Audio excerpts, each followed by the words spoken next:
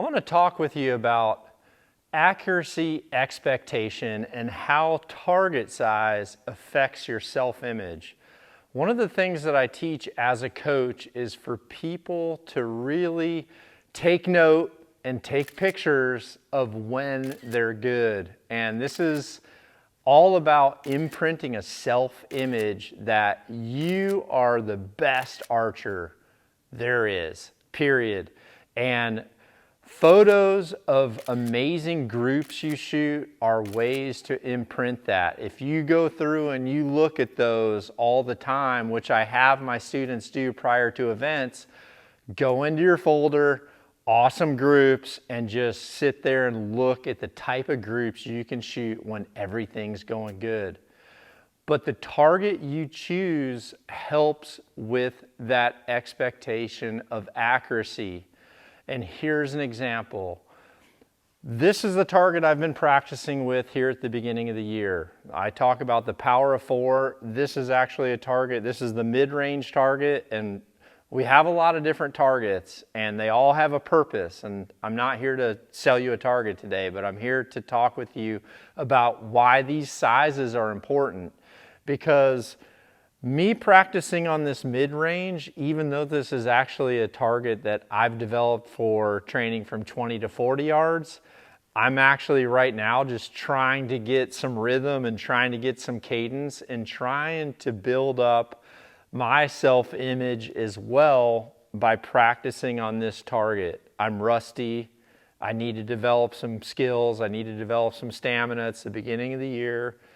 But this is the one I started on. But the reality is this is the one I have to be on. This is the size of the dots that I would be shooting if I was competing at Vegas still. So although this is what I need to be, which these X's are literally smaller than the inside of this, I started out on a slightly bigger target because this plays into the factor of, one, you're going to be able to trust your float a little bit more. I'm moving around more, so I'm trying to have a dot to where I'm not seeing that movement as much. So I chose something that is a little bit easier and lets me limp into the position that I need to start at. So I'm going to work towards this target next. Likewise, when I go outside and I start shooting long distance, I love big dots. You guys have seen these size dots. You know, if you think about archers that shoot at 20 meters or 90 meters, those dots keep getting bigger and bigger and bigger the further you get away. The proportion and the ratio stays equal. So by taking a big target and putting it where you can trust your pin moving around and you feel good about that and more arrows are going in the middle, that's the target you should be on. If you don't have a lot of space, that's why this is a minimized version of this, so that you can shoot really close, 5 yards, and you can work on that.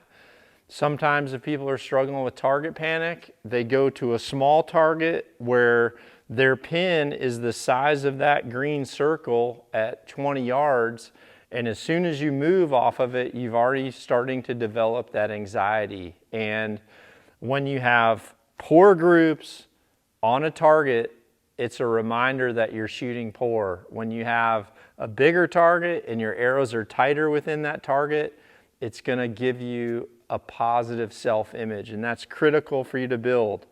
On the bag targets, if you have one, keep that in mind. If you're up close, if you're in the basement, work on the small dots. That's what they're there for. But if you start to back up, work on 20-yard dots, 40-yard dots.